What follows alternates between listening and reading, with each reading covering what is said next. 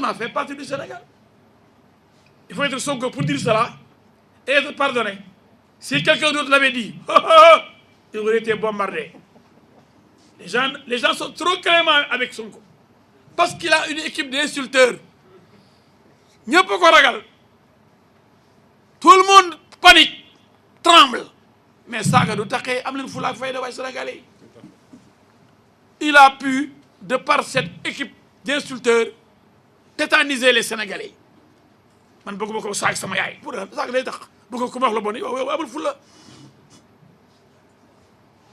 Jusque dans les rédactions, on n'ose pas souvent sortir des éléments contre Sonko.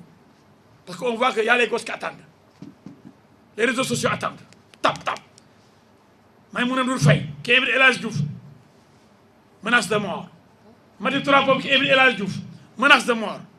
Comme je suis leur bête noire, chaque fois que je suis invité quelque part, la presse qui m'invite, le journal qui m'invite est copieusement insulté et menacé de mort. C'est pourquoi ils sont venus me tuer. Ils ne m'ont pas trouvé, ils ont tout incendié, tout volé. Ils avaient reçu l'ordre de me tuer pour avoir la paix. Sonko est un criminel. Sonko est un voyou.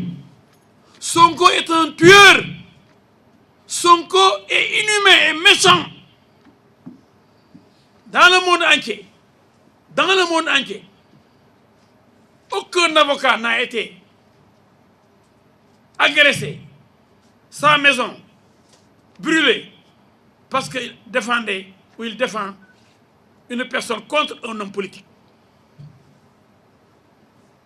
C'est la première fois dans l'histoire du barreau, même l'ordre des avocats a sorti un communiqué qui ne l'acceptera plus. C'est la première fois qu'on s'attaque à la maison d'un avocat parce qu'il a pris un dossier contre un criminel. Le criminel dit, allez le tuer. Allez, il faut l'éliminer. Allez tuer Birima Ndiaye. Birima Ndiaye me fatigue. À Giancarlo de la TFM. Voilà les pratiques ignobles de cet homme qui est un danger ambulant. Je termine par une autre provocation de Sonko.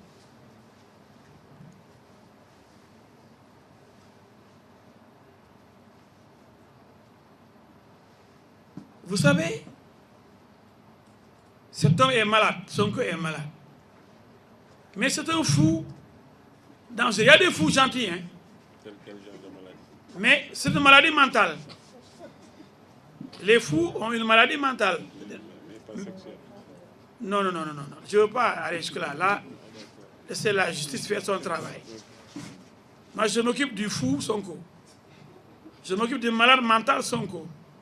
Je m'occupe du criminel qui demande qu'on tue El Hadj Diouf Sonko. Qui demande qu'on tue Birima Ndiaye parce qu'il le fatigue Sonko. Qui demande qu'on brûle la maison d'Antoine Diome, ministre de l'Intérieur. Je ne sais pas pourquoi d'ailleurs. Qui cherchait à brûler la maison d'un avocat, d'un autre avocat, etc. Mais vraiment, nous, le Sénégal, c'est un pays de paix. Un pays de teranga. Mais avec Sonko, on ne connaît plus la teranga. Mais lui dit, j'avais dit que je termine par ce point de Sonko.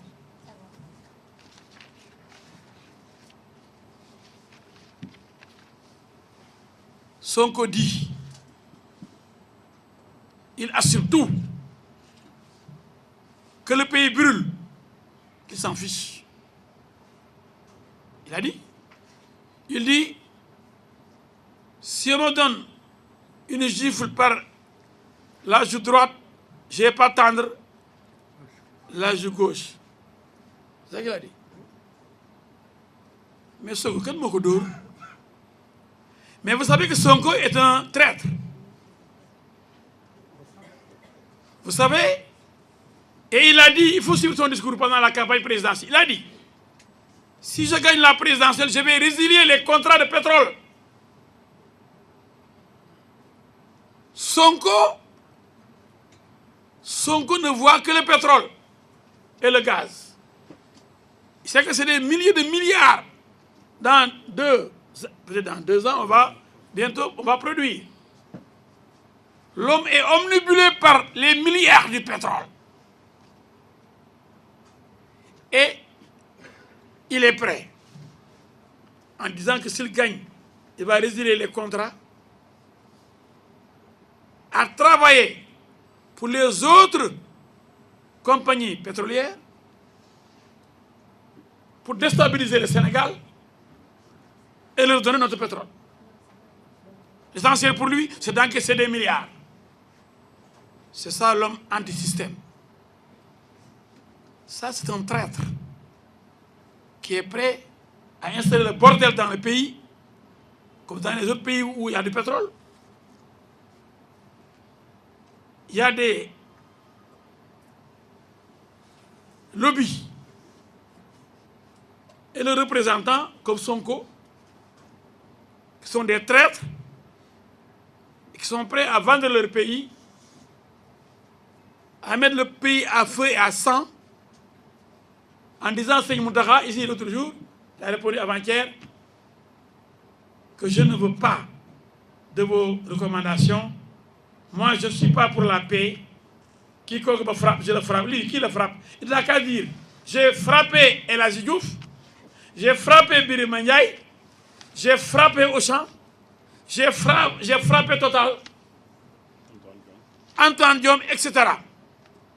Est-ce que les gens que j'ai cités, est-ce qu'ils ont réagi? Est-ce que moi, j'ai brûlé la maison de Sonko?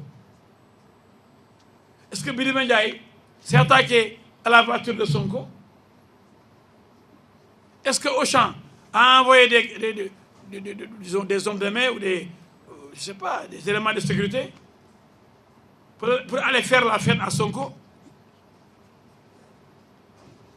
Nous avons laissé la justice faire son travail. Et c'est lui qui utilise le mot. La loi du talion, dent pour dent. Mais mon frère, c'est lui seul qui fait tout, qui tue, qui massacre. Mais il veut donner l'impression à l'opinion que c'est lui qui est agressé. C'est lui qui subit des tueries dans son camp. Vous avez vu un membre de Pastef tué durant ces événements du mois de mars? Un seul militant de Pastef tué? Il va présenter des condoléances à des victimes qui n'appartiennent pas à son parti. Il va dire aux marabouts, la majorité là, ce sont des mourides, les gens là. Mais regardez-moi, c'est un fait là encore. C'est pour pousser le marabout à être fâché. Des mourides sont majoritaires parmi les morts. Mais qui moi, c'est un bon.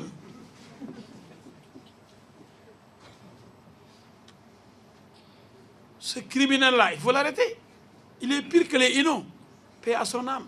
Inno, paix à son âme.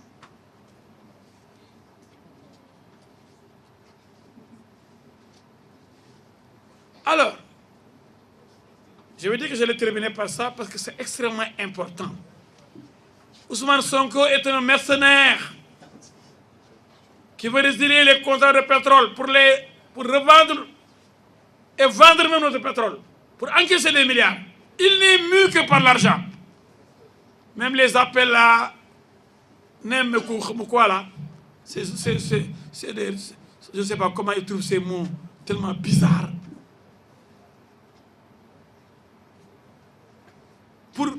Ils ne cherchent que l'argent, cotisation, donner de l'argent. L'homme n'aime que l'argent.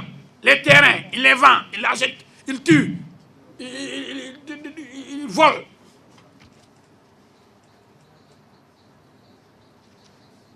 Moi, j'ai un dossier sur le domaine, oui, un dossier domanial concernant Ousmane Sonko. Oui, les terrains. Oui, Ousmane Terrain. On appelle Ousmane Terrain. Ousmane Souf. Il faut que Souf soit dof.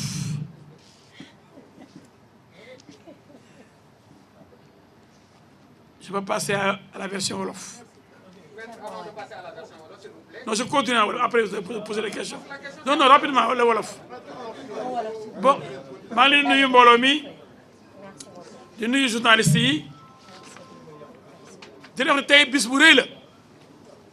bis bu màgg la di leen gërëm seen teewaay ndax bu ngeen gisee tey lii du waxtaan bu ordinaire du conférence de presse bu ordinaire ndax comme ni ngeen ko xamee fukki at tuuti na mais lu rëy la histoire Sénégal ci taarixu Sénégal fukki at dañ koy fêté 23 juin 2011 23 juin 2021 Zakaria Pamodi lu rëy ngi noonu bis boo xam ni bis bu màgg la woon bis boo xam ni bis bu rëy la woon ci Sénégal yi Sénégal yi taxaw ni lii gouvernement bi bëgg a def mooy président bu koy fal